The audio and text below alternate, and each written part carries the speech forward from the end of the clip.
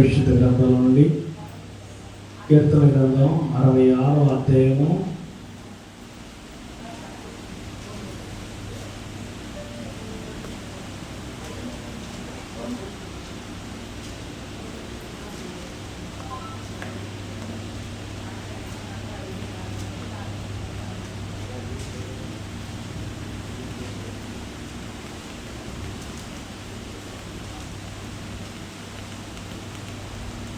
18వ వచనం చదువుకుందాం.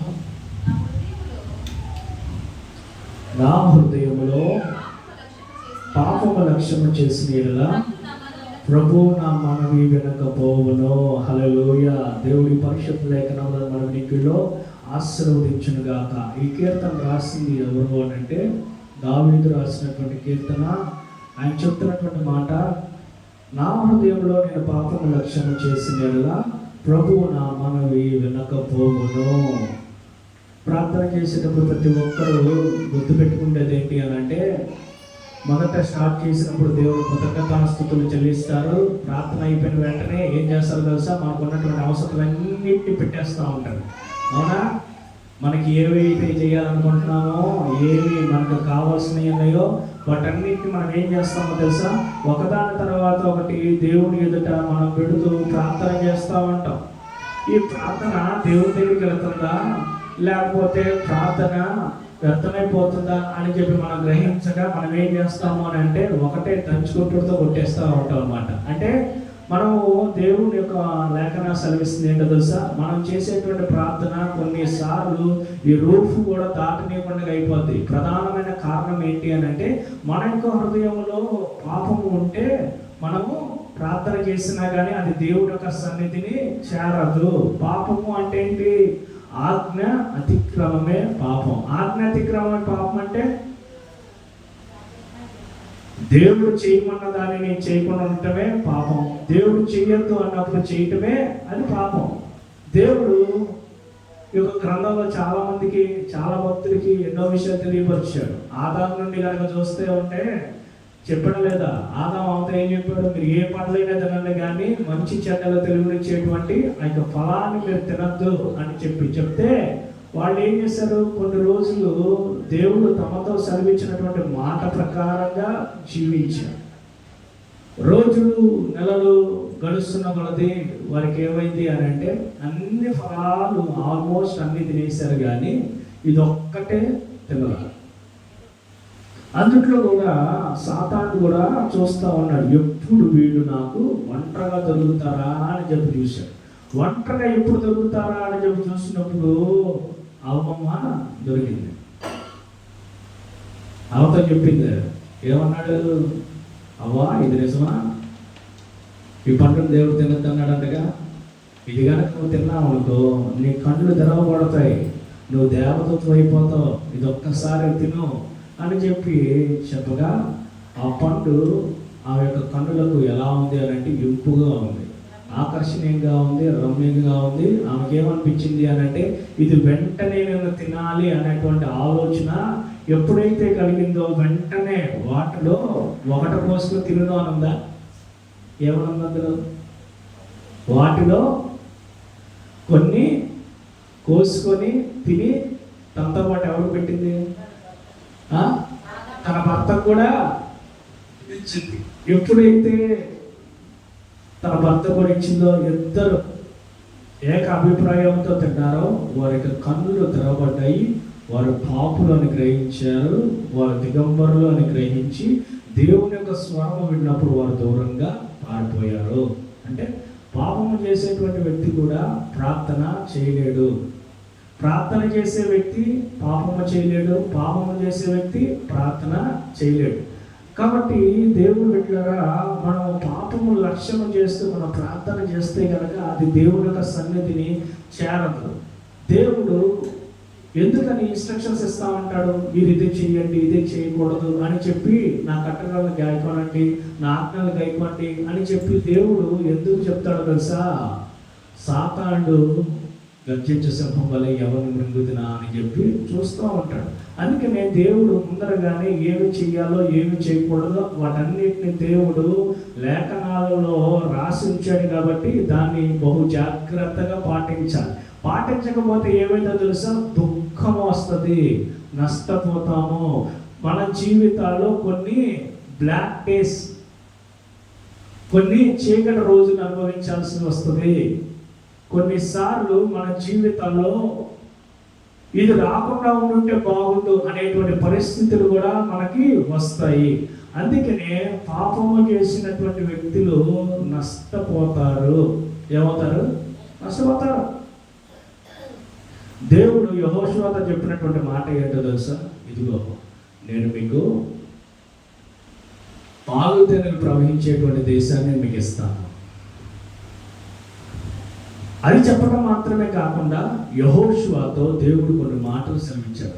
పరిశుద్ధ గ్రంథంలో నుండి యెహోషువ గ్రంథం తెద్దాం ఒకసారి. మొదటి అధ్యాయం చూద్దాం. బైబిల్లో ఉన్నటువంటి వాళ్ళందరూ దయచేసి తెరవండి. యెహోషువ గ్రంథం 1వ అధ్యాయము 3వ వచనం నుండి చదువుకుందాం. 2 నుంచి చదువుకుందాం. కాబట్టి నీవు లేచి నీవును ఈ జనులందరూ యోర్దాను నది దాటి నేను ఇశ్రాయేలుకు ఇచ్చుచున్న దేశమునకు వెళ్ళుడి. నేను మోషేతో చెప్పినట్లు మీరు అడుగుపెట్టి ప్రతి స్థలమును మీకు ఇచ్చుచున్నాను. హల్లెలూయా.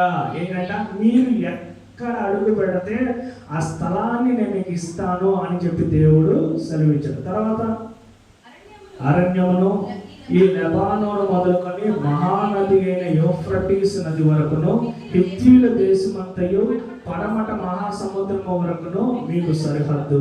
నీవు బ్రతుకు దినములన్నిటిను ఏ మనుష్యుడు నీ ఎదుట నిలవలేకయుండునో. హల్లెలూయా. మొదట ఏమన్నాడు అని అంటే, నీవు అడుగు పెట్టే ప్రతి స్థలాన్ని నీకు ఇస్తా. నీవు బ్రతుకు దినములన్నీ ఏ మనుష్యుడు నీ ఎదుట నిలవకుండా నేను చూస్తాను. మూడోది ఏం చెప్పాడు తెలుసా, నేను మోషేకు తోడైనట్టు నీకు తోడై ఉంటాను. హల్లెలూయా. 3 ఆశీర్వాదములు దేవుడు సెలవిచ్చాడు. కానీ దేవుడు దాని కింద చెప్పినటువంటి మాట ఏంటో తెలుసా, నిన్ను విడువను, నేను ఎడబాయను, నిబ్బరము కలిగి ధైర్యముగా నుండుము. వారికి ఇచ్చేదలను నేను వారి పితరులతో ప్రమాణము చేసిన ఈ దేశమును నిశ్చయముగా నీవు నీ ప్రజల స్వాధీనము చేసేదవు. హల్లెలూయా. అయితే 7వ వచనంలో దేవుడు ఏమన్నాడు తెలుసా, నీవు నిబ్బరం కలిగి జాగ్రత్త పడి బహు ధైర్యముగా ఉండి నా సేవకుడైన మోషే నీకు ఆజ్ఞాపించిన ధర్మశాస్త్రం అంతటి చొప్పున చేయవలెను. నీవు నడుచు ప్రతి మార్గమున చక్కగా ప్రవర్తించినట్లు నీవు దాని నుండి కుడి గాని ఎడమ గాని తొలగిపోకూడదు. హల్లెలూయా. దేవుడు మోషే ద్వారా ధర్మశాస్త్రాన్ని ఇచ్చాడు. దేవుడు ఈనాడు మనకు కూడా ఈ యొక్క ధర్మశాస్త్రాన్ని దేవుడు అనుగ్రహించాడు. మనము ఇందులో ఉన్నటువంటి వాగ్దానాలు పొందుకోవాలి అని అంటే దేవుడు చెప్పినటువంటి మాట ప్రకారంగా ఎవరైతే చేస్తారో దేవుడు తప్పక వారి పక్షాన ఉండి ఘనమైనటువంటి కార్యాలు పొందుకుంటారు. వారు అపజయం ఉండదు, వారు నష్టం అనేది కలగదు. ఎప్పుడైతే ఈ యెహోషువ దేవుడు తనతో చెప్పిన మాట ప్రకారంగా చేశాడో అప్పటి వరకు దేవుడు అతనికి తోడుగా ఉండి జయాన్ని అనుగ్రహించాడు. హాయి పట్టణం అనేది చాలా చిన్నది. వేగుల వారిని పంపించి చూడయ్యా ఎంతమంది వెళ్ళాలో అని అంటే, ఆ వేగుల వారు వెళ్ళి చూసొచ్చి, అయ్యా యెహోషువ మనం చాలా మంది ఉన్నాం కదా, అంతమంది అవసరం లేదు, కానీ 3 నుంచి 4 వేలు వరకు వెళ్తే చాలు. అంతమంది ఎందుకు వెళ్తాం? అది చాలా చిన్న పట్టణం, మనం కష్టపడాల్సినటువంటి అవసరమే లేదు. దేవుడు మనకి ఇంత జయాన్ని అనుగ్రహించాడు కదా, దాంతో పోల్చుకుంటే ఇది చాలా చిన్న పట్టణం. అలాంటప్పుడు మనం అందరం కష్టపడటం ఎందుకు? కాబట్టి కొంతమందిని పంపిస్తే చాలు అన్నప్పుడు వెళ్ళారు.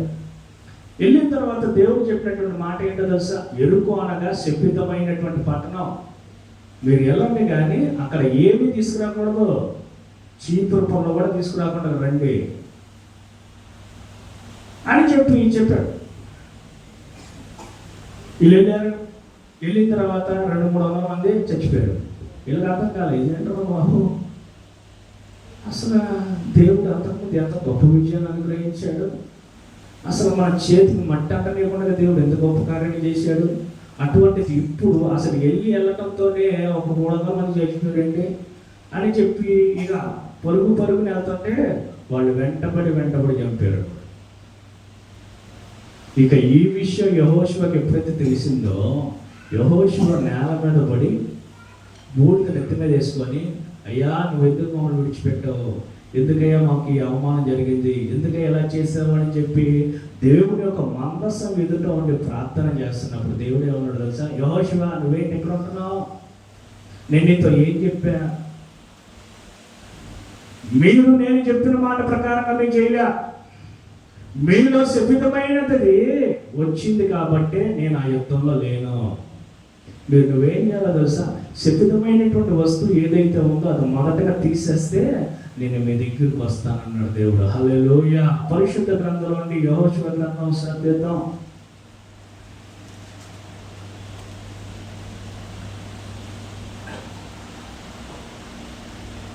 7వ అధ్యాయము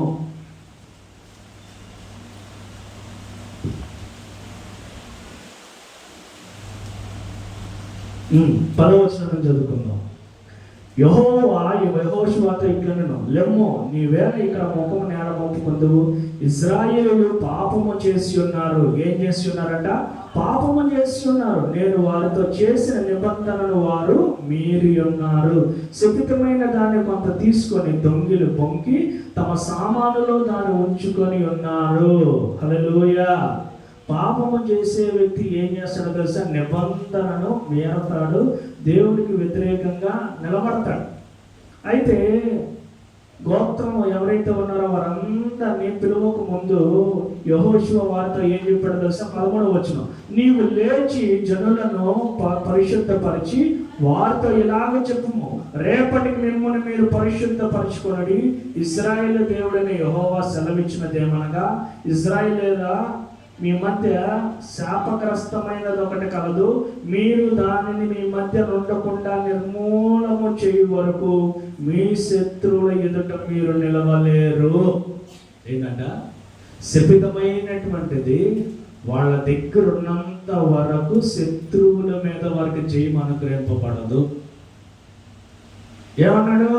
మిమ్మల్ని మీరు పరిశుద్ధపరుచుకున్నాడు. ఆనాడు వారు ఎలా పరిశుద్ధపరుచుకున్నారు? నీళ్ళ ద్వారా పరిశుద్ధపరచుకున్నారు. వచ్చిన తర్వాత ఆకాను పేరు వచ్చింది. ఆకాను పేరు వచ్చిన తర్వాత, నా కుమారుడా ఆకాను, ఏంటయ్యా ఏం జరిగిందో నువ్వు చెప్పు, దేవుడు మహిమార్థమే దాన్ని ఒప్పుకో అని చెప్పి యెహోషువ చెప్పగా 20వ వచనంలో చూద్దాం. యెహోషువ 7వ అధ్యాయం 2వ వచనం. చదవమ్మా. ఆకాను యెహోషువతో, ఇశ్రాయేలీయుల దేవుడైన యెహోవాకు విరోధముగా నేను పాపము చేసినది నిజమే. ఎవరికి పాపం విరోధంగా చేశాడు అతను? దేవుడైన యెహోవాకే వ్యతిరేకంగా పాపం చేశాడు, అది నిజమే. 21వ వచనం, దోపుడు సొమ్ములో ఒక మంచి సీనారు పై వస్త్రమును 200 తులముల వెండిని 50 తులముల ఎత్తుగల బంగారు కమ్మిని నేను చూచి వాటిని ఆశించి తీసుకుంటుని, అదిగో నా డేరా మధ్య అది భూమిలో దాచిపడి ఉన్నవి, ఆ వెండి దాని క్రింద ఉన్నదని ఉత్తరం ఇచ్చి తాను చేసినదంతయు ఒప్పుకొనెను. ఏం చేశాడు? తాను చేసినదంతా చెప్పేశాడు. ఎందుకో తెలుసా? దొంగను పట్టించింది ఎవరు? మనుషుగా? ఎవరు పట్టించారు? ఇక్కడ దేవుడే పట్టించాడు. మీలో ఒక దొంగ ఉన్నాడు, ఆ దొంగ నాకు విరోధంగా లేపడ్డాడు అని చెప్పి అనగా వీళ్ళు చీట్లు అయ్యా నిజంగా ఎంత యాదృచ్ఛికం అని అంటే, అంత 100 మంది 1000 మంది ఉండగా, అన్ని గోత్రాల మంది ఉండగా, ఒక తర్వాత చెప్పరికి ఎవరి పేరు వచ్చింది? ఎవరు తీయించారు దాన్ని? ఆకానే. ఇక ఆయనకి అర్థమైపోయింది, దేవుడు నన్ను చూశాడు, నా లెక్క చూశాడు, నేను చేసిన దుష్కార్యాన్ని చూశాడు కాబట్టి నేను దోషిగా నిలబడ్డాను.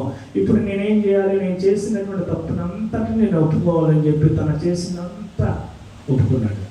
కానీ పాత నిబంధనలో ఏంటో తెలుసా, దేవుని యొక్క ధర్మశాస్త్రానికి వ్యతిరేకంగా చేస్తే రాళ్లతో కూడా చంపేస్తాడు. ఆయన కూడా ఏం చేశాడో తెలుసా, అతనికి ఉన్నటువంటి సమస్తమును రాళ్లతో కొట్టి చంపేశాడు. కారణం ఏంటి? దేవునికి వ్యతిరేకమైనటువంటి పని చేయటం వలన ఆయన పాపాన్ని, శాపాన్ని మూట కట్టుకొని తన ఫ్యామిలీని నష్టపరుచుకున్నాడు. ఈనాడు కూడా కొంతమంది వారు చేసినటువంటి తప్పు వలన వారు బిడ్డలు అనుభవిస్తున్నారు. చాలామంది తెలియదు ఏంటో తెలుసా, నేను నా దేవుడికి వ్యతిరేకంగా కార్యం చేస్తాను. ఏంటంట? నా యవ్వనం, నా జీవితం దేవుడు నాకు ఇచ్చాడు, నేను ఎంజాయ్ చేస్తాను, నా ఇష్ట ప్రకారంగా నేను చేస్తాను అని చెప్పి అనుకుంటాం. కానీ దేవుడు ఏం చేస్తాడో తెలుసా, మనము చేసిన దానికి వడ్డీ ఎవరు కట్టేటట్టు చేస్తాడో తెలుసా? బిడ్డలు కట్టేటట్టుగా. మనం ఏమనుకుంటాం? నేను పాడైపోయినా పర్లా, నేను నష్టపోయినా పర్లేదు, నా దగ్గర డబ్బున్నా లేకపోయినా పర్లేదు, కానీ నా బిడ్డలు బాగుండాలని కోరుకుంటామా? లేకపోతే నా బిడ్డలు శ్రమ పడాలని మనం కోరుకుంటామా? చెప్పండి. నిజమైన తల్లిదండ్రులు ఏం కోరుకుంటారు? నేను పాడైపోయిన పర్లా, నా ఒంట్లో ఉన్న రక్తం అన్న పోయిన పర్లా, నా తుది శ్వాస విడిచేంత వరకు కొంత డబ్బు వారి కొరకు నేను సిద్ధపరచాలి. నేను పడిన కష్టం నా బిడ్డలు అనుభవించకూడదు. నేను ఇప్పుడు ఎన్నో కష్టాలు, నష్టాలు అనుభవిస్తున్నాను, నా బిడ్డలు అలా ఉండకూడదు, మంచి పొజిషన్ ఉండాలి వాళ్ళకి అని చెప్పి తల్లిదండ్రులు ఏం చేస్తున్నారు తెలుసా? రూపాయి కూడబెట్టి బిడ్డల కోసం పెడుతున్నారు. మరి శరీరానుసారంగా అంత ఆలోచిస్తున్నప్పుడు ఆత్మానుసారంగా కూడా అలాగే కూడబెట్టి పెట్టాలి. మనం చేసినటువంటి తప్పుల వలన అది బిడ్డల మీదకి వచ్చేస్తుంది. యాకోబు చేసినటువంటి తప్పు వలన తన కుమారుడు అనుభవించాడు కాదా? యాకోబు చేసినటువంటి మోసం, యాకోబు చేసినటువంటి దుష్కార్యం వలన యోసేపు నష్టాన్ని అనుభవించాడు. అన్న చేత ద్వేషింపబడ్డాడు, కుటుంబానికి దూరం అయిపోయేటట్టుగా అయిపోయింది తన జీవితం. కాబట్టి దేవుడు బిడ్డలారా, దేవుడు ఏమంటున్నాడు తెలుసా? అతిక్రమములు దాచిపెట్టువాడు వర్తల్లడు, వాటిని ఒప్పుకొని విడిచిపెట్టువాడు కనికరము పొందును. ఏం చేయాలి? దేవునికి వ్యతిరేకంగా చేసినటువంటి ప్రతి తప్పును మనము ఒప్పుకోవాలి. ఒప్పుకోకపోతే ఏమైతే? చెప్పండి. ఒప్పుకోకపోతే ఏమైతే? ఒకటి ఇప్పుడు మనం చూసాం కదా, ఏమైతే? ఏం తెచ్చుకున్నాడు ఆయన?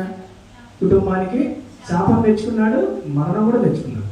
మరి రెండవ సందర్భంలో ఇక నేను ఒప్పుకోనండి అన్నప్పుడు దేవుడు చెప్పేటువంటి మాట ఏంటో మనం చూద్దామా? యెషయా గ్రంథం 1వ అధ్యాయం చేద్దాం.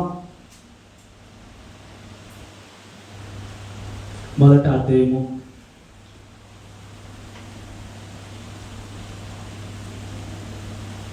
2వ వచనం నుండి చదువుకుందాం. యెహోవా మాట్లాడుచున్నాడు, ఆకాశం ఆలకించుము, భూమి చెవియొగ్గుము. నేను పిల్లలను పెంచి గొప్పవారినిగా చేసి తిని వారు నా మీద తిరుగుబడి ఉన్నారు. ఎవరైతే పాపము దేవునికి వ్యతిరేకంగా చేస్తారో వాళ్ళందరూ దేవునికి వ్యతిరేకంగా ఎదురు తిరుగుతున్నారు అని అంటారు. అందుకని దేవుడు చెబుతున్నటువంటి మాట, ఎద్దు తన కామందు నెరుగును, గాడిద సొంతవాని దొడ్డి తెలుసుకును. ఇజ్రాయేల్ నాకు ఏం లేదో తెలుసా? తెలివి లేదు, నా జనులు యోచింపరు.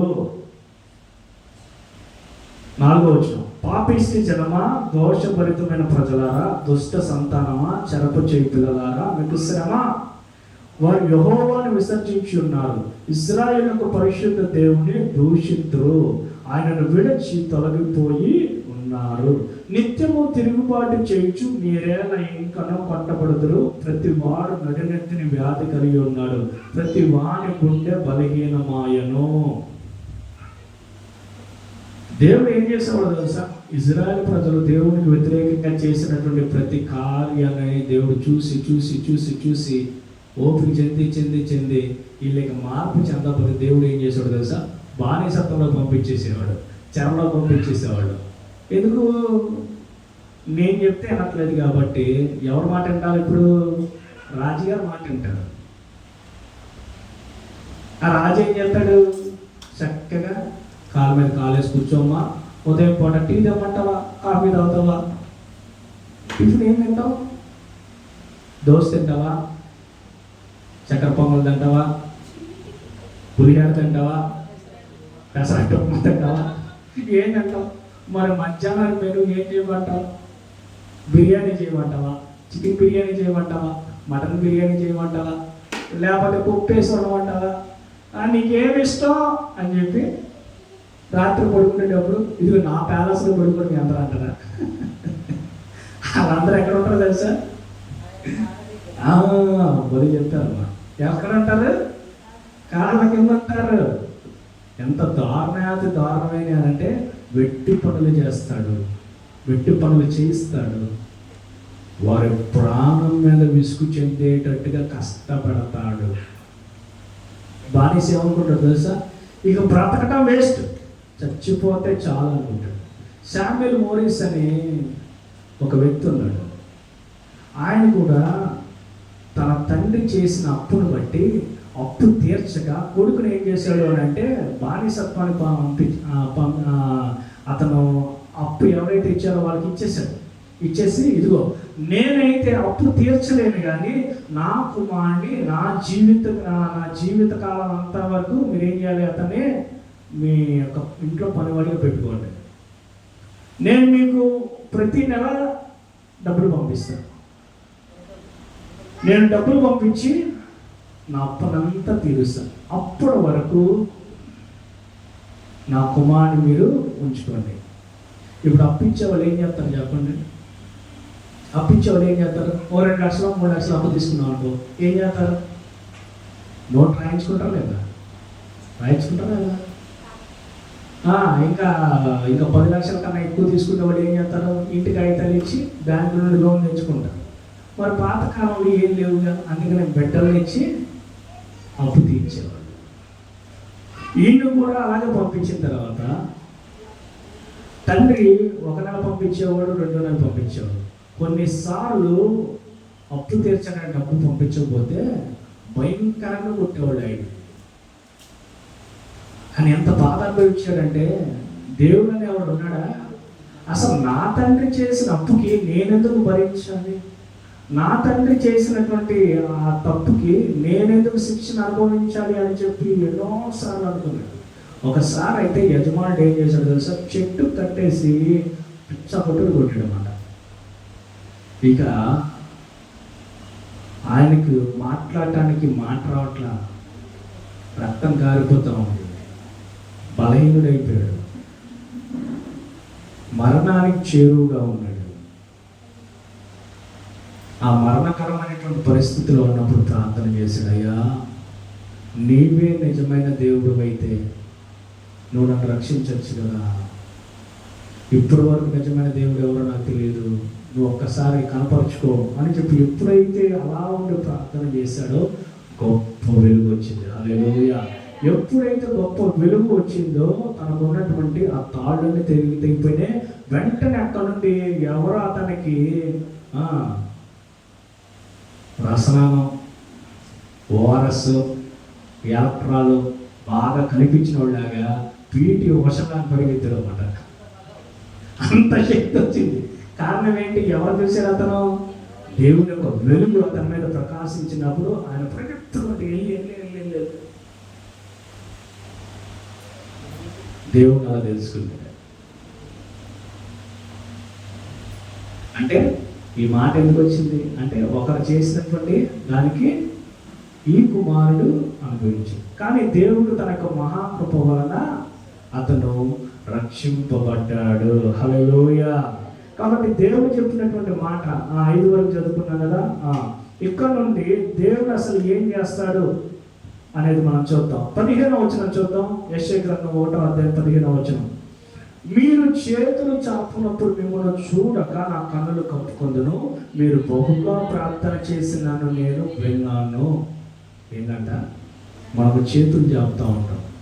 కీర్తన గ్రంథం 126 కొండలతోటి నా కన్నులు ఎత్తుచున్నాను, నాకు సహాయము ఎక్కడి నుండి వచ్చింది? యెహోవా వలనే మనకు సహాయం వస్తుంది. భూమి ఆకాశంలో సృజించినటువంటి సృష్టికర్త వలన మాత్రమే మనకు సహాయం వస్తుంది. ఈ లోకంలో ఉండేటువంటి వాళ్ళు కొద్ది వరకు మాత్రమే, పరిధి కొలది మాత్రమే మనకు సహాయం చేస్తారేమో కానీ భూమి ఆకాశంలో సృజించినటువంటి సృష్టికర్త మనకు అన్ని వేళ సహాయకుడు. ఈ లోకంలో మనకి ఏదైతే అసాధ్యమో వాటన్నిటిని దేవుడు మనకు చేసి చూపిస్తాడు. హల్లెలూయా. మరి ఆయనే కన్నులు మూసుకుంటే, ఆయనే మనకు ప్రార్థన వినకపోతే ఎవరి దగ్గరికి వెళ్తుంది వింటారు మన ప్రార్థన? దేవుడు ఏమన్నాడు? తల్లి విడిచినా తండ్రి మరచినా నేను విలువను ఎడబాయను, చూడుము నా అరచేతిలో నేను చెక్కి ఉన్నాను, పర్వతములు తొలగిపోయినా మెట్టలు తత్తలైనా నా కృప నిన్ను విడిచిపోదు అని చెప్పి దేవుడు ఇన్ని వాగ్దానాలు అనుగ్రహించి, నీవు చేసినటువంటి పాపము వలన నీవు చేతులు చాపినప్పుడు నేనేం చేస్తాను? చూడక నా కన్నులు కప్పుకుంటా, మీరు బహుగా ప్రార్థన చేసిన నేను వినను అంటున్నాడు. కాబట్టి దేవుని బిడ్డలారా, మనం ఏం చేయాలి అని అంటే, మిమ్మును కడుగుకొనుడి, శుద్ధి చేసుకొనుడి. హల్లెలూయా. 16వ వచనంలో చూద్దాం. మీ చేతుల రక్తముతో నిండి ఉన్నవి మిమ్మును కడుగుకొనుడి, శుద్ధి చేసుకొనుడి. ఎస్,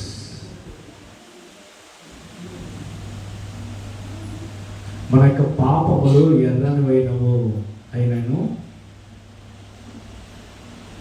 ఎంత భయంకరమైనటువంటివైనను, అయ్యా నీవు నా పాపములు కడుగు అని చెప్పి ఎవరైతే అడుగుతారో, కీర్తన గ్రంథం 51వ అధ్యాయం 7వ వచనంలో దేవుడు సెలవిస్తా ఉన్నాడు. ఒకసారి తీద్దాం. కీర్తన గ్రంథం 51వ అధ్యాయం 7వ వచనం. నేను పవిత్రుడగునట్లు హిస్సోపుతో నా పాపము పరిహరింపుము, హిమము కంటేనో నేను తెల్లగానున్నట్టు నీవు నన్ను కడుగుము. హల్లెలూయా. ఎవరు కడుగుతారంట? దేవుడే మనల్ని కడుగుతాడు. ఎంత భక్తిపరుడైనా, ఎంత ప్రార్థనాపరుడైనా, దేవునికి ఎంత విధేయుడైనా కానీ, దేవునికి వ్యతిరేకంగా ఎవరైనా చిన్న తప్పు చేసినా, చిన్న పాపం చేసినా కానీ వాళ్ళు శిక్షణ అనుభవించాల్సిందే. దావీదు అంటే దేవునికి ఎంత ఇష్టమో కదా.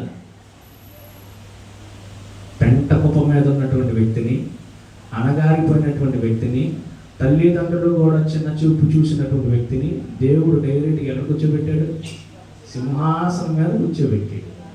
ఆయన ఏమన్నాడు తెలుసా? నేను ఏమాత్రపు వాడను, ఏ యోగ్యుడని నేను, నువ్వు జ్ఞాపకం చేసుకోవడానికి ఏ అర్హత నాలో లేదు, కానీ నీ కృప వల్ల మాత్రమే నేను ఇక్కడ ఉన్నా, నీ కృప వల్ల మాత్రమే నాకు ఈ పొజిషన్, నీ వల్ల మాత్రమే నేను ఆనందిస్తున్నాను అని చెప్పి దేవుని స్తుతించి.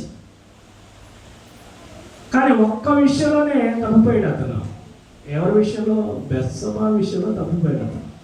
చూడరాని దృశ్యం చూశాడు, చేయరానటువంటి తప్పు చేశాడు, దాంతోపాటు నరహత్య చేశాడు, దేవునికి వ్యతిరేకంగా జీవించాడు. వెంటనే దేవుని యొక్క కోపం అతని మీద బహుగా రగులుకొని అతని రాజుగా తప్పించేటట్టుగా దేవుడు చేయాలని చూశాడు.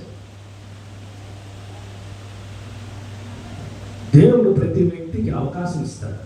దేవుడు వెంటనే ఈ వ్యక్తిని శిక్షించాడు. దేవుడు ఏం చేస్తాడు తెలుసా? ఒక వ్యక్తి తప్పు చేస్తే ఆ వ్యక్తికి తెలియపరిచేటట్టుగా దేవుడే సహాయం చేస్తాడు. సౌలు తప్పు చేసినప్పుడు ప్రవక్త ద్వారా వెళ్ళి చెప్పించాడా లేదా? సౌలా, నువ్వు చాలా తప్పు చేశావు. దేవుడు ఏం చెప్పాడు? మీరు శత్రువు దగ్గరికి వెళ్ళి వాళ్ళని చంపేసి ఒక్కడు కూడా నువ్వు తీసుకురావద్దంటే, గుర్రాలను, బలమైనటువంటి వాటన్నింటిని మీరు తెచ్చుకున్నారు, మీకు ఉపయోగం కావాల్సినటువంటి వాటన్నిటిని తెచ్చుకున్నారు, దేవుని యొక్క కోపం మీదుగా చాలా పెట్టుకున్నారు అని అంటే, పోనలే, ఎవరు చూసేవాళ్ళే, మా తెలుసులే, ఇల్లు పంపించారు. రెండోసారి మరి ఏంటో తెలుసు, దైవజనుడు ప్రవక్త చేయాల్సినటువంటి పనిని ఈయనే దహన బలి అర్పించేశాడు అన్నమాట. ఇక ఎక్కలేని కోపం వచ్చింది, అంతే కదా. ఎవరు చేయాల్సిన పని వాళ్ళు చేయాలి. ఈయన దేవునికి ఇవ్వాల్సినటువంటి ప్రాధాన్యత ఇవ్వకపోవటం వలన, దేవుని ఎదుట తప్పు చేయటం వలన వెంటనే దేవుడు చెప్పినటువంటి మాట ఏంటో తెలుసా? సౌలు నీకు రాజుగా నేను ఉంచాను.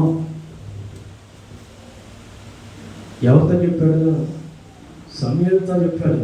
సమూయేలు, నేను ఇతని మీద ఉన్నటువంటి ఆత్మ నేను తీసేసాను, కానీ నువ్వు డైరెక్ట్గా ఎవరి దగ్గరికి వెళ్తావు తెలుసా? ఇప్పుడు దావీదు దగ్గరికి వెళ్ళాలి. దావీదు చిన్నవాడు, అతనికి ఏ అనుభవం లేదు, కానీ దేవుడు అతనికి ఒక హృదయాన్ని చూసి అతన్ని రాజుని ఎన్నుకున్నాడు. హల్లెలూయా. అలాగా దేవుడికి అత్యంత ప్రాముఖ్యంగా, దేవుడికి అత్యంత విలువ ఇచ్చినటువంటి వ్యక్తి ఒక్కసారి తొలగిపోయాడు. తొలగిపోయిన తర్వాత నాతాను ప్రవక్తను పంపించి, ఇదిగో నువ్వు దేవుని ఎదుట తప్పు చేశావు అన్నప్పుడు వెంటనే తన యొక్క తప్పును తాను తెలుసుకొని పరుపు కొట్టుకెళ్ళిపోయే రీతిగా అతను కన్నీటితో దేవుడి యొక్క సన్నిధిలో తన యొక్క పాపాలను ఒప్పుకున్నాడు. ఎప్పుడైతే ఒప్పుకున్నాడో దేవుడు అతనికి రెట్టింపు ఘనతనిచ్చాడు. హల్లెలూయా. తనకు పుట్టినటువంటి కుమారుడు మంచి జ్ఞాని, ప్రపంచ దేశాలకు తన యొక్క కీర్తిని విస్తరింపజేసేటట్టుగా దేవుడే చేశాడు. హల్లెలూయా. అంటే ఒక వ్యక్తి తప్పు చేసిన తర్వాత వెంటనే వెళ్ళి నేను తప్పు చేశాను దేవా అని చెప్పి ఒప్పుకుంటే దేవుడు వెంటనే క్షమాపణ ఇస్తాడు. మనం ఏం చేస్తాం తెలుసా? పోస్ట్ పోన్ చేస్తాం. ఏం చేస్తాం? పోస్ట్ పోన్ చేస్తాం. ఈ రోజు కాదులే నేను ఒప్పుకోవాల్సింది రేపు ఒప్పుకుంటా, రేపు కాదులే ఆదివారం ఒప్పుకుంటా అని చెప్పి చాలా మంది ఏం చేస్తారో తెలుసా? దేవుడు ఏమన్నాడు? నేడే రక్షణ దినం అన్నాడు. ఏ రోజు చేసినటువంటి తప్పును ఆ రోజు ఒప్పుకోవాలి, ఏ రోజు చేసినటువంటి పాపం ఆ రోజు ఒప్పుకోవాలి. మనం ఈజీగా అబద్ధాలు బలాడేస్తాం. అది ఎంత పొరపాటు. దేవుడు ఏమన్నాడు? అబద్ధానికి జనగడు ఎవరు?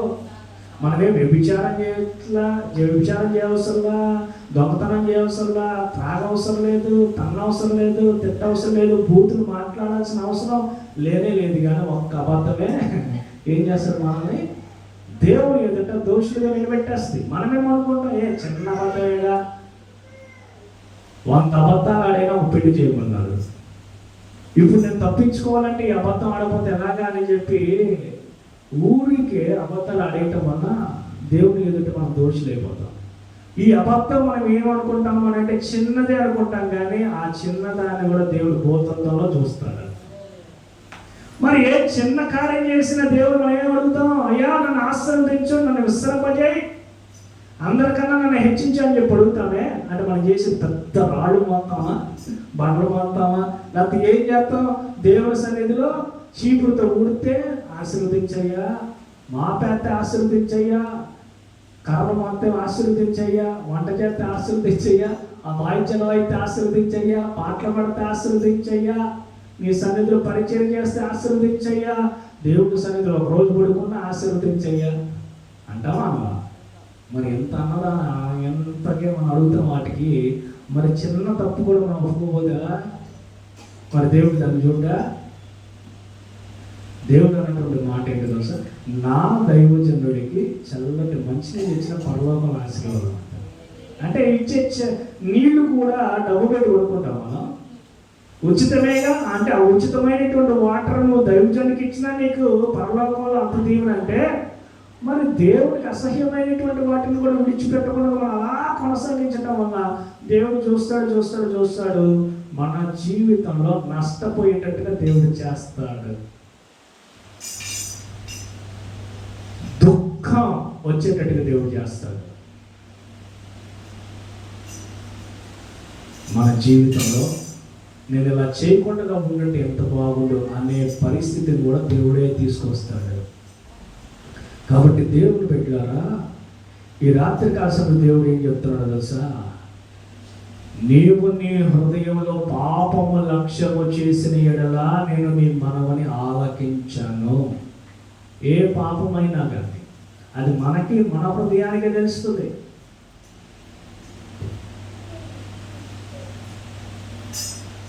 ఈ లోకంలో మనం దేన్నైతే ఎక్కువగా ప్రేమిస్తున్నామో అది కూడా ఒక పాపమే. అది కూడా ఒక విగ్రహమే, అది కూడా దేవునికి అయిష్టం కలిగించినటువంటి వాళ్ళమే. వాటిని మనం ఏం చేయాలో తెలుసా? ఒప్పుకోవాలి. ఈరోజు అంతట్లో టీవీ ఎక్కువ చూసిన, మొబైల్ ఎక్కువ చూసిన, షార్ట్స్ కానీ లేకపోతే బంధువుల దగ్గర విస్తారంగా మాట్లాడు కదా, విస్తారంగా మాట్లాడతాం. దేవుడు ఏమన్నా విస్తారమైన మాటలు ఏమన్నా మానదు, దోషం మానదు. మంచి విషయాలు మాట్లాడుకున్నా ఆయన దాని గురించి ఏం కాదు. ఇంకా ఎవరి గురించి అయినా మనం అపహాస్యంగా మాట్లాడుకున్నా, మన మానవులం కాబట్టి మనం ఎంత అణుచుకోవాలన్నా కొన్ని మనం అణుచుకోలేము. కొన్నిసార్లు మన పరిధిలో లేకుండా కొన్ని జరిగిపోతూ ఉంటాయి. అలాంటప్పుడు మనం ఏం చేయాలి అని అంటే వెంటనే దేవుడి దగ్గరికి వెళ్ళి, నేను పాపిని దేవా, నన్ను క్షమించు దేవా, నేను చేసినటువంటి తప్పును బట్టి నీ యొక్క రక్తముతో కడుగు దేవా అని చెప్పి ఎప్పుడైతే మనము ప్రార్థన చేస్తామో దేవుడు వెంటనే మనకు విడుదల కలగజేస్తాడు. మన మీదకి దోషం రాకుండా దేవుడు చేస్తాడు. మనం నష్టపోకుండా దేవుడు చేస్తాడు. అలా కాకుండా అలా ముందుకు వెళ్ళిపోయామనుకో, బండి ఎత్తు ఎక్కడో ఒక చోట పట్ట తప్పిద్ది. ఇంక మళ్ళా నువ్వు సరి చేసుకొని అంతా అయ్యేటప్పటికల్లా తెల్లారిపోతుంది. కాబట్టి దేవుడిని బిడ్డలారా, ఈ కీర్తనకారుడు సెలవేసినటువంటి మాట మరొకసారి ఆ మాట చదువుకొని మనం ముగించుకుందాం. కీర్తన గ్రంథం 66వ అధ్యాయం 18వ వచనం చదువుదాం. నా హృదయంలో నేను పాపముల లక్ష్యము చేసినట్లా ప్రభువు నా మనవి వినకపోవును. 19. నిశ్చయంగా దేవుడు నా మనవి అంగీకరించి ఉన్నాడు, ఆయన నా విజ్ఞాపన ఆలకించి ఉన్నాడు. ఏంటి పై వచనంలో ఆలకించడం అన్నాడు, కింద వచనంలో ఆలకించాడు అంటే ఏంటి మధ్యలో అంటే ఆయనే రాసేస్తాడు, ఆయనే చెప్పేస్తాడు. ఈ మధ్యలో ఆయన జరిగించాల్సినటువంటి కార్యాన్ని జరిగించాడు. ఏంట కార్యమో తెలుసా? దేవుని ఎదుట తన యొక్క పాపమును ఒప్పుకున్నాడు. కాబట్టి దేవుని బిడ్డలారా, ఏదైతే ఆయన మనకు దూరం చేస్తుందో, ఏదైతే ఆయనకు దుఃఖం కలగజేస్తుందో, ఏదైతే ఆయనకు ఆయాసం కలగజేస్తుందో, ఏదైతే చేదైన వేరు మనలో ఉన్నదో దానిని మనం గ్రహించి ఒప్పుకొని విడిచిపెడితే కనుక మనం ఎంతో దీవెన పొందుకుంటాం. దేవుడు ఏమన్నాడు? అతిక్రమంలో దాచిపెట్టువాడు వర్ధలుడు, వాటిని ఒప్పుకొని విడిచిపెట్టువాడు వర్ధిల్లును. 32వ అధ్యాయం 1వ వచనంలో కూడా చూద్దాం. కీర్తన గ్రంథం 32వ అధ్యాయం 1వ వచనం. తన అతిక్రమములకు పరిహారం నొందిన వాడు ధన్యుడు, తన పాపమునకు ప్రాయశ్చిత్తం నొందిన వాడు ధన్యుడు. యెహోవా చేత నిర్దోషి అని ఎంచబడిన వాడు, ఆత్మలో కపటము లేని వాడు ధన్యుడు. హల్లెలూయా. కాబట్టి దేవుని బిడ్డలారా, ధన్యుడు అని అంటే భాగ్యవంతుడు. ఎవరంట? అతిక్రమములకు పరిహారము నొందినటువంటి వాడు. ఎవరైతే వారు చేసినటువంటి పాపములకు విముఖులుగా ఉంటారో, వారు చేసినటువంటి తప్పులను బట్టి దేవుడు క్షమాపణ కోరుకుంటారో, దేవుడు వారికి సర్వ సమృద్ధిని అనుగ్రహిస్తాడు, విశ్రాంతిని అనుగ్రహిస్తాడు. దేవుడు వారి ప్రార్థన ఆలకించి, వారి మనల్ని దేవుడు ఆలకించి, వారు కోరుకున్నటువంటి ప్రతి కార్యములు దేవుడు సఫలము చేస్తాడు. చివరిగా ఒక మాట చెప్పి ముగిస్తా. ఈనాడు మనం కొన్ని వాటిలో మనం చాలా తొలగిపోతూ ఉంటాం. ఫంక్షన్కి వెళ్ళేటప్పుడు తొలగిపోతూ ఉంటాం, ఫ్రెండ్స్ దగ్గర ఉండేటప్పుడు తొలగిపోతూ ఉంటాం, పెళ్ళిళ్ళ దగ్గర తొలగిపోతూ ఉంటాం. అనేక ప్రాంతాల్లో మనం కొన్నిసార్లు తొలగిపోతూ ఉంటాం. మన హృదయం మనం ఏం చేస్తూ ఉంటుంది అని అంటే, మన మనస్సాక్షి మనల్ని గద్దిస్తూ ఉంటుంది.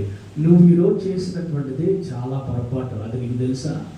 ఈరోజు నువ్వు చేసినటువంటి కార్యము చాలా భయంకరమైనటువంటి కార్యము, అది నువ్వు గుర్తించావా? ఇది నీ దేవుడికి అసహ్యాన్ని కలగజేస్తుందని చెప్పి నువ్వు గ్రహిస్తున్నావా? ఇది నీ దేవుడు ఒప్పుకోడు అన్నటువంటి మనసు నీకు కలగట్లేదా అని చెప్పి కొన్నిసార్లు మన మనస్సాక్షి మనల్ని గద్దిస్తాడు. అవునంటారా కాదంటారా? మనస్సాక్షి గద్దించినప్పుడు వాత వేయబడినటువంటి మనస్సాక్షి మనం ఉండకూడదు. వెంటనే ఒప్పుకునేటట్టుగా ఉండాలి. ఒప్పుకునేటట్టుగా ఉండాలి మనకు మనస్సు, ఒప్పుకునేటట్టుగా ఉండాలి మన యొక్క హృదయం. ఎవరైతే ఒప్పుకుంటారో వారు మంచి నేలను పడిన విత్తనం వలె ఉంటారు. వాళ్ళు గుంటలో పడిపోవటం తప్పేం కాదు. గుంటలో పడిన తర్వాత అక్కడే పొరలాడుతూ ఉంటారు, చూసావా, పందిలాగా. అర్థం రోడ్డు మీద వెళ్తున్నప్పుడు బురద మనకి అంటటం అదే తప్ప? అవునా? రోడ్డు మీద వెళ్తున్నప్పుడు వర్షాలు పడుతున్నాయి, పడిన తర్వాత నేను వైట్ డ్రెస్ వేసుకోకుండా ఉంటే బాగుండేది, క్లాత్ కప్పుకొని ఉంటే బాగుండేది, రెయిన్ కోట్ వేసుకుంటే బాగుండేది అని అనుకుంటున్నా. వెంటనే ఏం చేస్తాం? జరిగిపోయింది, అది మన చేతిలో లేదు. వెంటనే ఏం చేస్తాం? వెంటనే కడిగేస్తాం. ఎలా అయితే కడిగేస్తామో వాళ్ళు మంచి జ్ఞానం కలిగినటువంటి వాళ్ళు. కొంతమంది ఏంటో తెలుసా, ఏమవదులే అని చెప్పి వెళ్ళిపోతారు. కొంతమంది పక్కన వాళ్ళు కూర్చోగలరా? పక్కన వాళ్ళు కూర్చోగలరా? స్మెల్ వస్తూ మంచి దుర్గంధం స్మెల్ వస్తూ ఉంటే వాళ్ళు కూర్చోగలరా? ఏమంటారు? ముందర కడుక్కోరా నాయన, భరించలేకపోతారు ఈ కంపు అంటారా? జ్ఞానం ఏం చేస్తాడు? వెంటనే కడిగి శుభ్రపరచుకుంటాడు. దేవుని జ్ఞానం కలిగినటువంటి మనము కూడా ఈ లోకంలో ఉండగా కొన్ని మనల్ని అంటుతూ ఉంటాయి. రోడ్డు మీదకి వెళ్తున్నప్పుడు బురద ఎలా అయితే అంటుకుంటుందో, బయటికి వెళ్ళినప్పుడు దుమ్ము ఎలా అయితే వస్తుందో, ఎంత సర్ఫెక్సల్ పెట్టి కడుక్కున్నా, రెండుతో కడుక్కున్నా బట్టలు కాదు. మన సోపులు ఏంటి? మైసూరు శాండ్లు, లక్స్, ఇంకా ఏంటి, సింతాల్, సంతూర్, లైబాయ్, అవి వాడతాయి నువ్వు కాదు. ఇలాంటి వాటితో మనం స్నానం చేసుకుంటూ బాగా ప్రతిరోజు 2 బకెట్లు చేసిన నీవు ఈరోజు 20 బకెట్లో వేసింది. బయటికి వెళ్ళిన తర్వాత చెమట పట్టిద్దా పట్టదా? దుమ్ము పడిద్దా పడదా? అలా అని చెప్పి నేను 20 బకెట్లు చేశానని చెప్పి మళ్ళీ స్నానం చేయకుంటామా? ఏం చేస్తాం మనం? అదే రీతిలో మనము కూడా ఈ లోకంలో ఉండగా దుష్టత్వము, దుర్నీతి మనల్ని అంటిద్ది, మనల్ని ఆవరిస్తుంది. వెంటనే ఏం చేయాలి? కడుక్కోవాలి. డిఎల్ మోడీ గారు ఒకరోజు దేవుని యొక్క వాక్యాన్ని అందిస్తూ, మీరు దేవుని యొక్క వాక్యాన్ని ఎవరైతే విన్నారో, ఎవరైతే యేసు ప్రభు వారిని సొంత రక్షకుడిగా అంగీకరించారో వాళ్ళు నాకు వచ్చేవారని చెప్పండి అన్నాడు ఆయన. ఏమన్నాడు ఆయన? ఎంతమంది అయితే వాక్యం విన్నారో వాళ్ళందరూ వచ్చేవారు యేసు ప్రభు వారిని సొంత రక్షకుడిగా అంగీకరించారని నాకు చెప్పండి అని అంటే, ఎవరైతే ఆదివారం మందిరానికి వచ్చారో కొంతమంది ఫైర్ యాక్సిడెంట్లో చచ్చిపోయారు. ఈ విషయం డిఎల్ మోడీ గారికి తెలిసి ఎంత బాధపడ్డాడు తెలుసా? అరే అసలు ఎంత పొరపాటు చేశారు. రక్షణ ఎవరు పొందాలని అనుకుంటున్నారో ఇప్పుడు చేతులెత్తండి అని చెప్పి అనుకుంటే ఎంత బాగుండేది. వాళ్ళందరూ చాలా మంది యేసు ప్రభువుని సొంత రక్షణకు అంగీకరించకుండా చచ్చిపోయారే, నేను ఎంత పొరపాటు చేశాను. ఇంకా అప్పుడు నుండి ఆయన ఏమైనా స్టార్ట్ చేశాడు తెలుసా? నేడే రక్షణ దినం. ఏంటన్నా? నేడే రక్షణ దినం. ఎవరైతే యేసు ప్రభువుని సొంత రక్షకుడిగా అంగీకరించారో ఇప్పుడే తెలియపరచండి అని చెప్పడం ఆయన ప్రారంభించాడు. హల్లెలూయా. అదే రీతిగా దేవుడు పెట్టారా, ఉదయం నుండి సాయంత్రం వరకు, రాత్రి వరకు మనం అనేక ప్రాంతాలు తిరుగుతూ ఉంటాం, అనేక చోట్లకి వెళ్తూ ఉంటాం, అనేక వాటిని మనం చూస్తూ ఉంటాం. దేవుడు ఏమన్నాడు తెలుసా? మత్తయి సువార్త 6వ అధ్యాయంలో, నీ కన్ను చెడినదైతే నీ దేహం అంతా చెడిపోతుంట.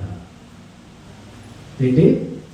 దేహం పాడైపోవాలంటే ఈ కన్ను చాలు మనకి. నిన్న జ్యోతక ఒక పోస్ట్ పంపించింది కదా, ఆ పోస్ట్ నాకు మళ్ళీ నచ్చింది. ఏంటి? ఒక ఆయన మామిడి పండ్లు వస్తూ ఉంటే వాటర్ చూసి ఏం చేశాడు? కొట్టాడు. అతను ప్రేరేపించింది ఎవరు? ఫస్ట్ కళ్ళు, అంతేనా? కళ్ళు చూసినాయి. కళ్ళు చూసిన తర్వాత తనకి ఏమనిపించింది? అమ్మ మామిడి పళ్ళు ఎలా ఉన్నాయా, కోసుకుంటే బాగుండు అని చెప్పి అనిపించింది. ఎక్కడ? ఈ హృదయంలో. కళ్ళు కోసినాయా, చేతులు కోసినాయా? చేతులు కోసినాయి. కాళ్ళ ద్వారా పరిగెత్తలేదా? కాళ్ళ ద్వారా వెళ్ళాడు. తిన్నాడు. తినిన తర్వాత ఎవరు ఆనందించారు? ఎవరు తిన్నారు? పళ్ళు. ఎక్కడికి వెళ్ళింది? కడుపులోకి వెళ్ళింది. తన్నులు తినింది ఎవరు? ఈపు తన్నులు తినింది. అంటే ఈ కళ్ళు చేసిన దానికి, చేతులు చేసిన దానికి, పళ్ళు చేసిన దానికి, పొట్ట చేసిన దానికి ఎవరు అనుభవించారు? అర్థమైందా? అంటే ఈ కన్నులు కూడా చాలా జాగ్రత్తగా మనం కాపాడుకోవాలి. మన కన్ను మంచిదైతే మన దేహం మంచిగా ఉంటుంది. మన కన్ను చెడినదైతే మన దేహం అంతా పాడైపోతుంది. కాబట్టి దేవుడు బిడ్డలారా, మనం పాపము చేయకుండా ఉండాలి అని అంటే మొదట ప్రాధాన్యతగా మన కన్నులను చాలా జాగ్రత్తగా కాపాడుకోవాలి. వేటిని చూస్తున్నామో, వేటిని పరిశీలన చేస్తున్నామో, దేని కొరకు మనం పరిగెడుతున్నామో అవన్నీ పరిశీలన చేసుకుంటే దేవుడు మనలను, మన కుటుంబాలను ఆశీర్వదిస్తాడు.